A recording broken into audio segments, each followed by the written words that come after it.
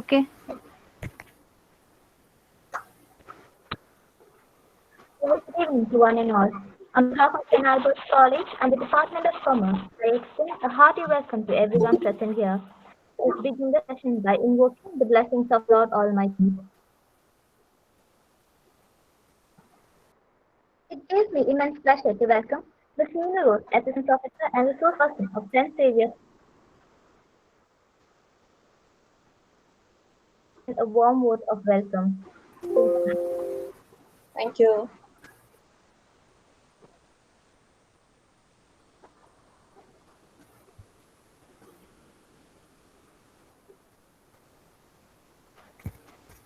Hello, Alida. Yes, ma'am. Clear allalo?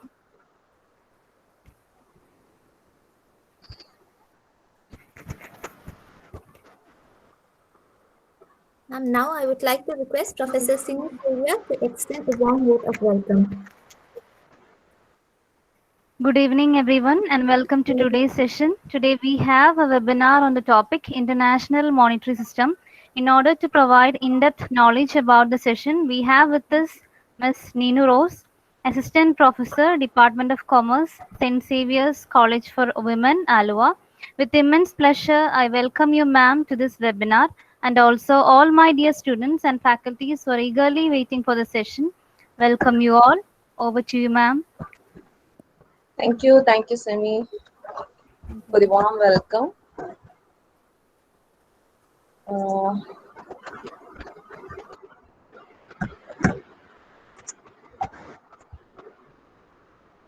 can I present myself? It's okay, right?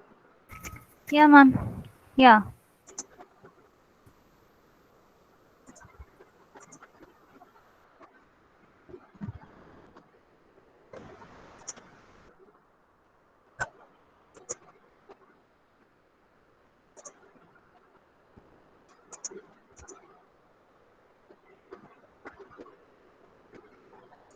So, good evening, everyone. Good evening.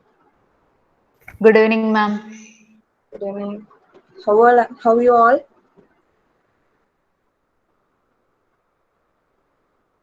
Fine, ma'am. Fine, ma'am. Okay. Then today I was supposed to deal with international monetary system. I think this is a part of your international IB subject, and as your module itself shows, it is a very wide subject, a wide topic, and it was not possible to cover the entire topic within this 1 hour which is allotted to me. So I would like to, as requested by Simi, I would like to specify, or I'd like to focus more on international monetary system, especially on the theories which we are supposed to follow while dealing in international monetary system. And before moving on to what is international monetary system and what are the theories, let me ask one thing. You have all heard about business. And nowadays, for the past few years or past years, we are making a distinction as domestic business and as well as foreign business. And currently, foreign business, foreign transaction, foreign exchange, foreign currency, everything is getting a great kind of emphasis. Why we are making a distinction with for domestic business and foreign business?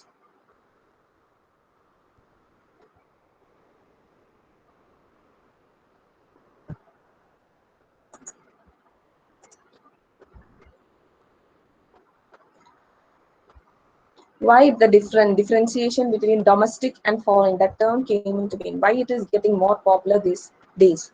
In your MCOM course itself, one of the subject is international business, that is you are supposed to deal with or supposed to study the business which is outside our country, outside India.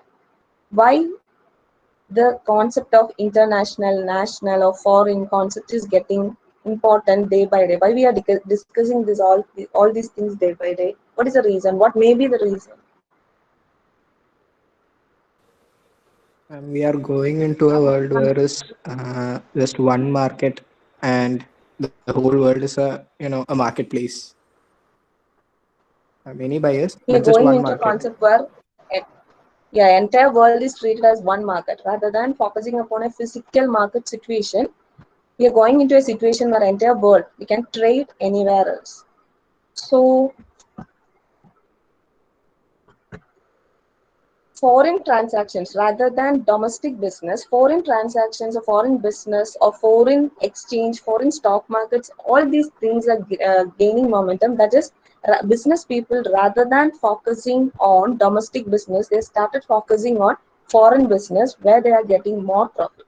As we all know, every business concern is always considered about making profit. അല്ല എല്ലാ business കൺസേൺസും profit generate ചെയ്യണം എന്ന ഒരേ ഒരു ഉദ്ദേശത്തോടു കൂടെ work ചെയ്യുന്ന ആൾക്കാരാണ്. അപ്പോൾ as per the scenarios changes, as per the technological advancement happens in our country, everyone will try to go to the area where there is higher scope. ഇപ്പൊ നമ്മുടെ എഡ്യൂക്കേഷൻ സെക്ടർ തന്നെ നോക്കുവാണെങ്കിൽ, what was the situation of education sector before 2 years and what was the situation currently? Before 2 years, it was like a classroom teaching where you have to go to classroom, sit there, physically attend the class, take down the note, physically write the exam, and teacher will collect the paper and give back to you. So what is the current situation? Everything is going online. Even webinars are conducting online, classes are conducting online, exams are conducting online. ഇപ്പൊ നിങ്ങൾക്ക് ഇവിടെ ഇരുന്ന് ഇപ്പൊ ഇന്ത്യയിൽ ഇരുന്ന് foreign courses വരെ വളരെ ചെറിയ നോമിനൽ കോസ്റ്റിൽ നമുക്ക് പഠിക്കാൻ പറ്റും. So day by day the situations are getting changing, and foreign international, that is our barriers, national barriers allengi our state barriers on our barriers is getting changed. Everything is under one place എന്നുള്ള ഒരു കോൺസെപ്റ്റിലേക്ക് കൂടുതൽ ആ ഒരു concept കൂടുതൽ strong ആയി വരികയാണ്. അതുകൊണ്ടാണ് ഇപ്പോൾ ഫോറിൻ ട്രാൻസാക്ഷൻസ് അല്ലെങ്കിൽ ഇന്റർനാഷണൽ മോണിറ്ററി സിസ്റ്റം ഇങ്ങനെയുള്ള കോൺസെപ്റ്റ്സ് ഒക്കെ വളരെ ഇമ്പോർട്ടന്റ് ആയിട്ട് വരുന്നതും. ഇപ്പോൾ M.Com കൊമേഴ്സ് നിങ്ങൾ പഠിക്കുന്ന കൊമേഴ്സ് സ്റ്റുഡൻസിന്റെ കേസിൽ ഇങ്ങനെ ഇന്റർനാഷണൽ കോൺസെപ്റ്റ്സ് ഒക്കെ ഇത്ര ഇമ്പോർട്ടൻസ് കൊടുത്ത് പഠിപ്പിക്കുന്നതും ഈ ഒരു കാര്യം കൊണ്ടാണ്. That is entire world is A single place. ഒരു കൺട്രീസ് എന്നുള്ള ബൗണ്ടറീസ് ഒക്കെ ഒത്തിരി ചേഞ്ച് ചെയ്ത് പോകുന്നത് കൊണ്ടാണ് ഈ ഫോറിൻ എക്സ്ചേഞ്ച്, ഫോറിൻ ഇതെല്ലാം ഒത്തിരി ഇമ്പോർട്ടൻസ് ആയിട്ട് വരുന്നത്. അപ്പൊ തിയറീസിലോട്ട് പോകുന്നതിന് മുമ്പ് നിങ്ങളോട് ഓൾറെഡി നിങ്ങളെ പഠിപ്പിച്ചതാണെന്നാ പറഞ്ഞത്. What is international monetary system? ഈ കുറച്ച് ഇമ്പോർട്ടന്റ് ടേംസ് ആണ് തിയറീസ് പഠിക്കുന്നതിന് മുമ്പ് ജസ്റ്റ് ഒന്ന് ബ്രഷ് അപ്പ് ചെയ്യാനാണ്. What is international monetary system?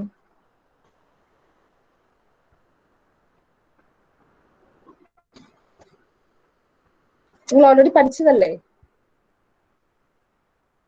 പഠിച്ചതാണോ?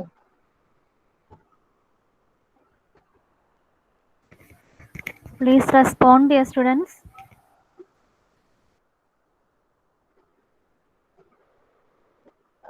Initial portion cover ചെയ്തതല്ലേ സിമി? അതെ മിസ്, അതെ.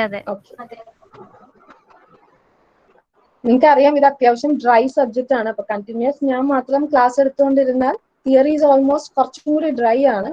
ഇനീഷ്യൽ പാർട്ടിലെങ്കിലും ജസ്റ്റ് ഒന്ന് ഇന്ററാക്ട് ചെയ്താൽ കുറച്ചും കൂടി നമുക്ക് എന്താ പറയാ ലൈവ് ആയിട്ട് ഇന്ററാക്ട് ചെയ്തോളാം. അല്ലെങ്കിൽ ഈവനിങ് ആണ്, after lunch, after snacks you will be very sleepy.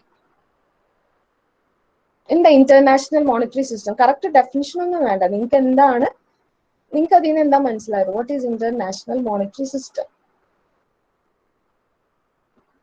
Ma'am, international trade carry out ചെയ്യാൻ വേണ്ടിയിട്ട് കുറച്ച് റൂൾസ് ആൻഡ് കൺവെൻഷൻസ് സെറ്റ് ചെയ്തിട്ടുണ്ട്. അതിനെയാണ് നമ്മൾ ഇന്റർനാഷണൽ മോണിറ്ററി സിസ്റ്റം എന്ന് പറയുന്നത്.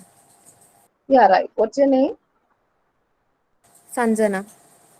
Sanjana. Okay, thank you, Sanjana. So, international monetary system, it is a structure which is formed by certain institutions or certain organization to carry out the international trade or cross-border transaction, and also facilitate exchange of currency from one country to another for the purpose of trading. So, international monetary system എന്ന് പറയുന്നത് is a group of institutions. ഏതൊക്കെയാണ് institutions? International trade control ചെയ്യുന്ന ഒരു ഇൻസ്റ്റിറ്റ്യൂഷന്റെ പേര് പറയാവോ? ഏതെങ്കിലും ഒരു institution നമുക്ക് വളരെ ഫെമിലിയർ ആയിട്ടും ഫണ്ട് എന്ന് പറഞ്ഞ് കേൾക്കുമ്പോൾ നമുക്ക് വേൾഡ് വൈഡ് ഫീൽ ചെയ്യുന്ന അല്ലെങ്കിൽ പെട്ടെന്ന് ഓർമ്മ വരുന്ന ഒരു ഇൻസ്റ്റിറ്റ്യൂഷൻ ഏതാ? നമ്മൾ ഇവൻ തമാശക്കെങ്കിലും പറയാറില്ലേ ഒരു ഫണ്ടിന്റെ കാര്യം പറയുമ്പോൾ പെട്ടെന്ന് നമുക്ക് മൈൻഡിൽ സ്ട്രൈക്ക് ചെയ്യുന്നത് ഏതാണ്? ഇന്റർനാഷണൽ ഫണ്ട് എന്ന് പറയുമ്പോൾ പെട്ടെന്ന് സ്ട്രൈക്ക് ചെയ്യുന്നത്? വേഗം റെസ്പോണ്ട് ചെയ്തേ. Ma'am, IMF. World Bank. IMF, World Bank, പിന്നെ സെൻട്രൽ ബാങ്ക്, ഓരോ കൺട്രിയിലെ ഫിനാൻഷ്യൽ മിനിസ്റ്റേഴ്സ്, കൊമേഴ്ഷ്യൽ ബാങ്ക്സ്, പിന്നെ സെൻട്രൽ ബാങ്ക്സ് ഫോം ചെയ്ത ബാങ്ക്സ് ഫോർ ഇന്റർനാഷണൽ സെറ്റിൽമെന്റ്സ്, ഇവരെല്ലാം കൂടി കൂടിയിട്ടാണ് ഇന്റർനാഷണൽ മോണിറ്ററി സിസ്റ്റം അല്ലെങ്കിൽ ഇന്റർനാഷണൽ മോണിറ്ററി സ്ട്രക്ചർ എന്ന് പറഞ്ഞ ഒരു സിസ്റ്റം ഫോം ചെയ്തേക്കുന്നത്. ഇത്രയും പറഞ്ഞ ഈ ഇൻസ്റ്റിറ്റ്യൂഷൻസ് എല്ലാം കൂടി ചേർന്നിട്ട് കുറച്ച് rules and regulations frame out ചെയ്തിട്ടുണ്ട്. ഈ റൂൾസ് ആൻഡ് റെഗുലേഷൻസ് വെച്ചിട്ടാണ് എല്ലാ കൺട്രീസും തമ്മിലുള്ള ഇന്റർനാഷണൽ ട്രേഡ്സും ക്രോസ് ബോർഡർ ട്രാൻസാക്ഷൻസും എല്ലാ ഫോറിൻ ട്രാൻസാക്ഷൻസ് ഒക്കെ നടത്തുന്നതും. പ്ലസ് വൺ സൈഡിൽ അവർ ട്രാൻസാക്ഷൻസ് ചെക്ക് ചെയ്യും, and on the other side അവരെന്താ ചെക്ക് ചെയ്യുന്നത്, how the each countries currency can be converted to another countries. So it is a group of institution with certain rules and regulations in order to facilitate cross-border transaction and to exchange one currency with another, and that is called international monetary system. So what is foreign exchange? Next one, what is foreign exchange? ഈ foreign exchange ട്രാൻസാക്ഷൻസിനെയും ഈ foreign ട്രാൻസാക്ഷൻസിനെയൊക്കെ regulate ചെയ്യുന്ന act ഏതാ? Under which act it comes?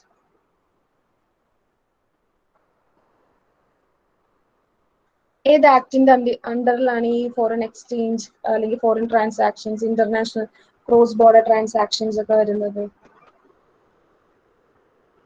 FEMA ആണോ? FEMA act. FEMA ആക്ടിന്റെ അണ്ടറിലാണ് ഈ foreign transactions completely വരുന്നത്. So what is foreign exchange?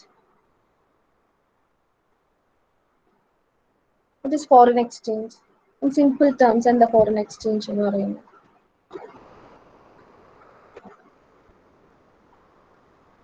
മാം, ഒരു foreign currency. എന്താണ്? Can you repeat? Foreign currency or the Foreign means and methods. Methods of conversion of foreign currency. But suppose ഇപ്പൊ ഞാൻ ഇന്ത്യയിലാണ്, I want to buy something from America. So I want to convert my Indian rupee to what? What is the currency form of America? What is the currency form of America? US dollars. US dollars. So I want to convert my Indian rupee into US dollars. So the method of conversion of Indian rupee to US dollars is called foreign exchange. How the currency of one country is converted to another country is called foreign exchange. Then what is foreign exchange market? What is foreign exchange market? കറൻസിയുടെ conversion നടക്കുന്ന ഒരു place. കറൻസിയുടെ conversion നടക്കുന്നത്. It is an virtual platform where conversion of foreign currencies, that is one currency, the platform where one currency is converted to another currency is known as foreign exchange market. ആരാണ് ഈ conversion എല്ലാം handle ചെയ്യുന്നത്? ആരാണ് foreign exchange മാർക്കറ്റിൽ? Foreign exchange മാർക്കറ്റിലെ ഈ കൺവേർഷൻസും how it is converted ഇതെല്ലാം handle ചെയ്യുന്നത് ആരാണ്?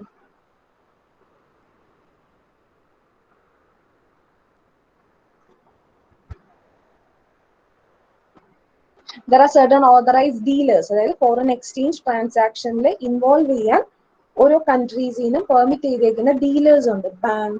ബാങ്ക് ബ്രോക്കേഴ്സ്, ഹെഡ്ജേഴ്സ്, സ്പെക്കുലേറ്റേഴ്സ് എന്നൊക്കെ പറഞ്ഞ കുറച്ച് ഇൻവോൾവ് ചെയ്യാൻ ഗവൺമെന്റ് അലൗ ചെയ്തേക്കുന്ന അല്ലെങ്കിൽ ഗവൺമെന്റ് പെർമിഷൻ ലൈസൻസ് ഗ്രാന്റ് ചെയ്തേക്കുന്ന ഓതറൈസ്ഡ് ഡീലേഴ്സ് ഉണ്ട്. ഡീലേഴ്സ് ആണ് ഫോറിൻ എക്സ്ചേഞ്ച് മാർക്കറ്റിൽ ഓപ്പറേറ്റ് ചെയ്യുന്നത്. നമ്മള് ഡിമാൻഡ് ആൻഡ് സപ്ലൈ ഇല്ലേ, ആസ് പെർ നോർമൽ ഒരു ഫിസിക്കൽ മാർക്കറ്റിൽ ഡിമാൻഡ് ആൻഡ് സപ്ലൈ ബേസ് ചെയ്തിട്ടാണ് ഒരു പ്രോഡക്റ്റിന്റെ പ്രൈസ് ഫിക്സ് ചെയ്യുന്നത്. സെയിം വേയിലാണ് ഫോറിൻ എക്സ്ചേഞ്ച് മാർക്കറ്റിൽ ഫിക്സ് ചെയ്യുന്നത്. ഡിമാൻഡ് ആൻഡ് സപ്ലൈ, ഒരു കൺട്രിയിലെ കറൻസിയുടെ ഡിമാൻഡും ഓപ്പോസിറ്റ് നിൽക്കുന്ന കൺട്രിയുടെ കറൻസിയുടെ ഡിമാൻഡും സപ്ലൈയും ബേസ് ചെയ്തിട്ടാണ് ഫോറിൻ എക്സ്ചേഞ്ച് മാർക്കറ്റിൽ ഒരു ഡീലിന്റെ റേറ്റ് ഫിക്സ് ചെയ്യുന്നത്. And that rate is known as exchange rate. Foreign exchange market in പറഞ്ഞാൽ it is a place where exchange of one currency to another currency is made for the purpose of official transaction, and rate at which they do that transaction is known as exchange rate. Okay, അപ്പോൾ ഈ foreign exchange മാർക്കറ്റിൽ ഈ പറഞ്ഞ currencies cell ചെയ്യുന്ന റേറ്റിനെ selling rate എന്നും and purchase ചെയ്യുന്ന റേറ്റിനെ buying rate എന്നും പറയും. And coming to exchange rate, exchange rate എന്ന് പറഞ്ഞാൽ ഈ കറൻസീസ് എക്സ്ചേഞ്ച് ചെയ്യുമ്പോൾ ഇപ്പോൾ ഒരു ഇന്ത്യൻ റുപ്പി ഒരു 50,000 ഇന്ത്യൻ റുപ്പീസ് ഡോളേഴ്സ് ആയിട്ട് എക്സ്ചേഞ്ച് ചെയ്യുമ്പോൾ $1 is how much is equal to currency. $1 എന്ന് പറയുന്നത് എത്ര കറൻസി ആണ് എന്ന് പറയുന്നതിനെയാണ് എന്ത് പറയുന്നത് എക്സ്ചേഞ്ച് റേറ്റ് എന്ന് പറയുന്നത്. ഈ എക്സ്ചേഞ്ച് റേറ്റിന്റെ കേസിൽ ബൈയിങ് റേറ്റും ഉണ്ട് സെല്ലിംഗ് റേറ്റും ഉണ്ട്. അപ്പോൾ ബൈ ചെയ്യുന്ന കൺട്രീസിന്റെ റേറ്റിനെ ബിഡ് റേറ്റ് എന്നും സെല് ചെയ്യുന്ന കൺട്രീസിന്റെ റേറ്റിനെ ഓഫർ റേറ്റ് എന്നും പറയും. ബൈ ചെയ്യുമ്പോഴും സെല് ചെയ്യുമ്പോഴും ഒരു ഡിഫറൻസ് ഉണ്ടാവും. ആ ഡിഫറൻസിനെയാണ് നോർമലി പ്രോഫിറ്റ് എന്ന് പറയുന്നത്. ആൻഡ് പ്രോഫിറ്റിനെ ഒഫീഷ്യലി പറയുന്ന പേരാണ് സ്പ്രെഡ് എന്ന് പറയുന്നത്. So foreign exchange is a method of conversion of one currency to another.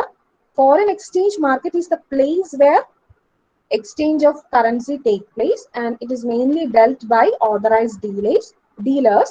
An exchange rate is the rate at which this exchange of transactions done. Is clear ano? Yes, ma'am. Okay. Can you tell me what is the current rate of Indian rupee today to yesterday? Indian rupee ipolte rate etrayanu 74 around 74-75. 74-75. And this is കാണാവോ screen കാണാവോ? White charts എന്ന് screen കാണാവോ? Visible ആണ് Yes, ma'am. Visible ആണ്. Okay. And this is white chart എന്ന് പറഞ്ഞൊരു ഒരു site ആണ്. ഈ സൈറ്റില് $US to Indian rupee exchange rate conversion ആണ് തന്നിരിക്കുന്നത്. ജസ്റ്റ് തിയററ്റിക്കൽ അല്ലാണ്ട് കുറച്ചും കൂടി ഒന്ന് ക്ലിയർ ആവാനാണ് ഞാനിത് എടുത്തത്. നോക്കി, ഇത് last updated four June 18, 2021 last update. And here, okay, it starts with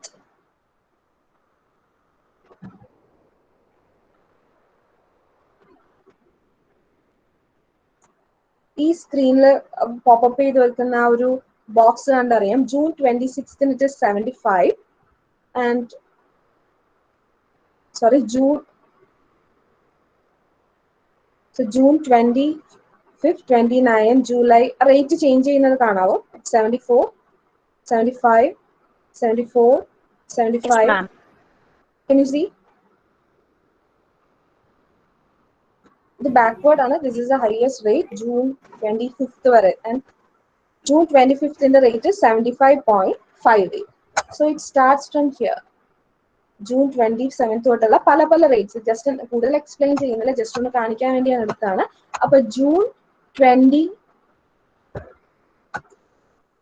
current rate എന്ന് പറയുന്നത് 74.14 ആണ്. അതിനർത്ഥം എന്താ? What it means 74.14 INR per $1 for June 18, 2021. ഈ ഗ്രാഫിൽ കാണിച്ചിരിക്കുന്നത് പല പല ഡേറ്റ്സിലുള്ള ഇന്ത്യൻ റുപ്പിയുടെ എക്സ്ചേഞ്ച് റേറ്റ്സ് ആണ്. ഈ റേറ്റ്സിലൂടെ ഒന്ന് സ്ക്രോൾ ചെയ്ത് പോയാൽ നമുക്ക് അറിയാം എല്ലാം 70s റേഞ്ചിലാണ് വരുന്നത്. അതായത് ഒരു ഫിക്സഡ് റേഞ്ചിനുള്ളിലാണ് ഈ എക്സ്ചേഞ്ച് റേറ്റ് വേരി ചെയ്യുന്നത്. ഭയങ്കര ഒരു ഡ്രാസ്റ്റിക് ചേഞ്ച് ഒന്നും എക്സ്ചേഞ്ച് റേറ്റിൽ വരുന്നില്ല. ആൻഡ് കറന്റ് റേറ്റ് ആയിട്ട് ഒരു കൊടുത്തേക്കുന്നത് 74.14 ആണ്. And this is A chart showing different dates on different exchange rates on different dates. ഇത് കാണുമ്പോൾ നിങ്ങൾക്ക് എന്താ മനസ്സിലാവുന്നത്? How will you interpret this chart or this table?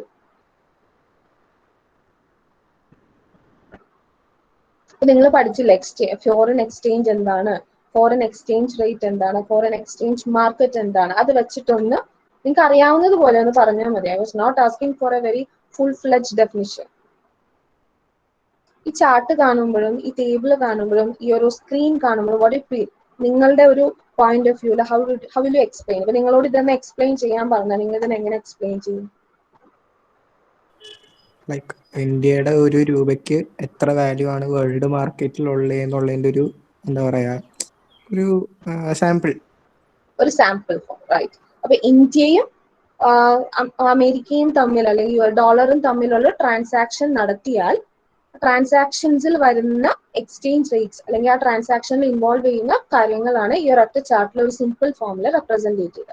ഇതിനർത്ഥം ഞാനിപ്പോ ഇന്ത്യയിൽ ഇരുന്ന് അമേരിക്ക എന്നൊരു സാധനം പർച്ചേസ് ചെയ്യാൻ ഉദ്ദേശിക്കുവാണ്. അപ്പോൾ ആൻഡ് അമേരിക്കയിൽ അതിന് യൂസ് ഇപ്പോൾ $1 അമേരിക്കയിൽ ആ ഒരു suppose it is A mobile phone അമേരിക്കയിൽ അത് കോസ്റ്റ് ചെയ്യുന്നത് സപ്പോസ് ഇറ്റ് ഇസ് $300 ആണെന്ന് വിചാരിക്കാം. $300 ആണെങ്കിൽ ഓരോ USDക്കും 74 വെച്ചിട്ട് അത്രയും രൂപ കൺവേർട്ട് ചെയ്ത് അങ്ങോട്ട് കൊടുക്കണം എനിക്ക് അമേരിക്കയിൽ നിന്ന് മൊബൈൽ വാങ്ങിക്കാനായി. സപ്പോസ് ഇറ്റ് ഇസ് 50 ആണെങ്കിലോ, ഈ റുപ്പിയുടെ വാല്യൂ 50 ആണല്ലോ, 50 ആണെങ്കിലോ, ഇപ്പൊ 74 പകരം 50 ആണെങ്കിലോ എനിക്കത് ബെനിഫിഷ്യൽ ആണോ അല്ലേ? ഇന്ന് എനിക്ക് മൊബൈൽ വാങ്ങിക്കുവാണെങ്കിൽ for $1 I have to pay 74 something. ഇപ്പൊ നാളെ if it is 50 per $1, is it beneficial to me or not? Beneficial ആണ്. ബെനിഫിഷ്യൽ ആണ്. അപ്പോൾ ഈ പോയിന്റ് ഓഫ് വ്യൂല് എനിക്ക് ഈ റേറ്റ് ബെനിഫിഷ്യൽ ആണ്. ഇനി ഒന്ന് റിവേഴ്സ് ആയിട്ടൊന്ന് ചിന്തിച്ചു നോക്കുക. Suppose one of your cousin is working outside and he is earning salary in USD dollars. Okay, then he want to convert it. ഇന്ന് കൺവേർട്ട് ചെയ്താൽ he will get 74. നാളെ കൺവേർട്ട് ചെയ്താൽ he will get 50. Which one is beneficial? For him ഇന്ന് convert ചെയ്യണം.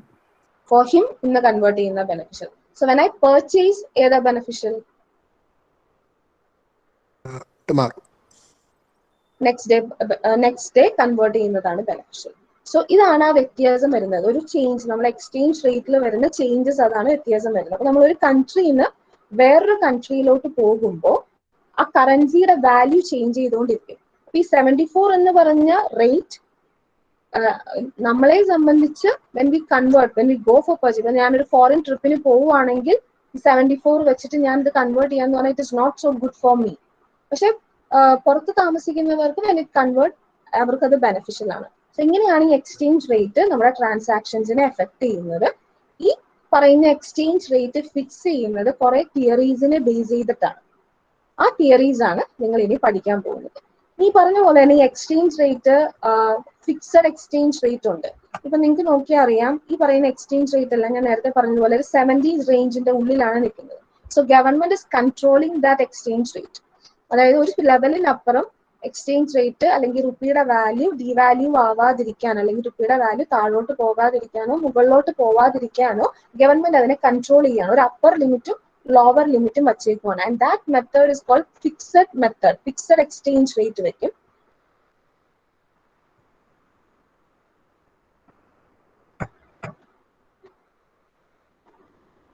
ഇത്രയും clear ആണോ? Yes, ma'am. Yes, ma'am. Okay. So, as I earlier said, there is an exchange rate system. An exchange rate system, there is 3 types: fixed exchange rate, flexible exchange rate, and hybrid or intermediate exchange rate. And നേരത്തെ പറഞ്ഞ ഒരു ചെറിയ correction ഉണ്ട്. Fixed exchange rate system എന്ന് പറഞ്ഞാൽ central bank or central government will purely fix a rate. ഇപ്പൊ 74 ആണെങ്കിൽ 74 തന്നെയായിരിക്കും rate, and that is called fixed exchange rate system. Flexible exchange rate system എന്ന് പറഞ്ഞാൽ ദർ മേ ബി ഒരു എന്താ പറയാ, ഒരു ലിമിറ്റ് ഉണ്ടാവും, 70 and 75. ആ 70 and 75 ഉള്ളിൽ മാർക്കറ്റ് ഫോഴ്സസ് അനുസരിച്ച് അത് ചേഞ്ച് ചെയ്തുകൊണ്ടിരിക്കും under the control of government, and that is called flexible of floating exchange rate system. Hybrid or intermediate exchange rate system എന്ന് പറഞ്ഞാൽ it is a combination of fixed and flexible. രണ്ടിന്റെയും combination ആണ്. ഒരു level വരെ government rate change ചെയ്യാൻ permit ചെയ്യും, പക്ഷെ എന്നാൽ ഫുള്ളി കൺട്രോൾ വിടുകയില്ല. ഒരു ചെറിയ വേരിയേഷൻ മാത്രമേ പെർമിറ്റ് ചെയ്യുള്ളൂ. ആഫ്റ്റർ അവർ ഉദ്ദേശിച്ച ചെറിയ വേരിയേഷൻ അപ്പുറം if rate is changing they will control. അത് ചേഞ്ച് ചെയ്യാൻ സമ്മതിക്കില്ല. So these are the 3 methods of 3 system of fixing exchange rate.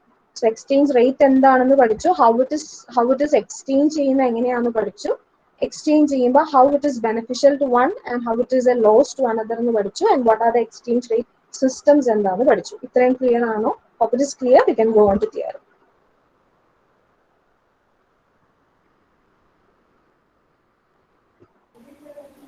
Yes, ma'am. Clear ആണ്. Clear.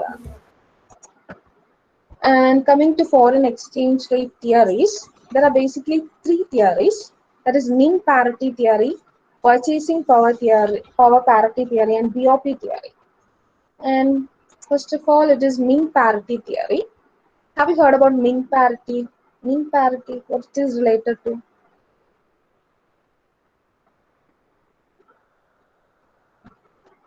നമുക്ക് ഒട്ടും ഫെമിലിയർ അല്ലാത്ത ഒരു കോൺസെപ്റ്റ് ആണ് മീൻ പാരിറ്റി തിയറിയിൽ. അതായത്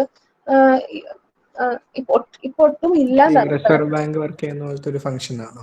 ലൈക് പണ്ടത്തെ കാലഘട്ടത്തിൽ ഇത്ര പണ്ടത്തെ കാലഘട്ടത്തിൽ അത് തന്നെ ട്രഡീഷണൽ വേയിൽ. ഇപ്പൊ നമ്മൾ പണ്ടത്തെ രാജാക്കന്മാരുടെ കാലഘട്ടത്തിലൊക്കെ കണ്ടിട്ടില്ലേ, ഒരു കിഴിയിൽ സ്വർണം ഹാൻഡ് ഓവർ ചെയ്യുന്നത് കണ്ടിട്ടില്ലേ? പണ്ടത്തെ ഈ ഓൾ ഫിലിംസിലൊക്കെ കണ്ടിട്ടില്ലേ, how they handle the cash? സ്വർണ്ണമായിട്ടാണ് അവർ ക്യാഷ് ഹാൻഡിൽ ചെയ്യുന്നത്. ആ സെയിം കോൺസെപ്റ്റ് ആണ് മീൻ പാരിറ്റി തിയറിയിൽ പറയുന്നത്. മീൻ പാരിറ്റി തിയറി എന്ന് പറഞ്ഞ തിയറി അഡോപ്റ്റ് ചെയ്യുന്ന കൺട്രീസ് എന്ന് പറഞ്ഞാൽ അവരുടെ കറൻസീസ് ഐദർ ഗോൾഡ് ആയിരിക്കും, ഒരു സ്വർണത്തിന്റെ ഒരു ക്വൈൻ ആയിരിക്കും, അല്ലെങ്കിൽ ഏതെങ്കിലും ഒരു പേപ്പർ ലോട്ട് ആയിരിക്കും. ആ പേപ്പർ ലോട്ടിന് ഇത്ര കോയിൻസിന്റെ വാല്യൂ ഉണ്ടാവും, ഇത്ര ഗോൾഡിന്റെ വാല്യൂസ് ഉണ്ടാവും.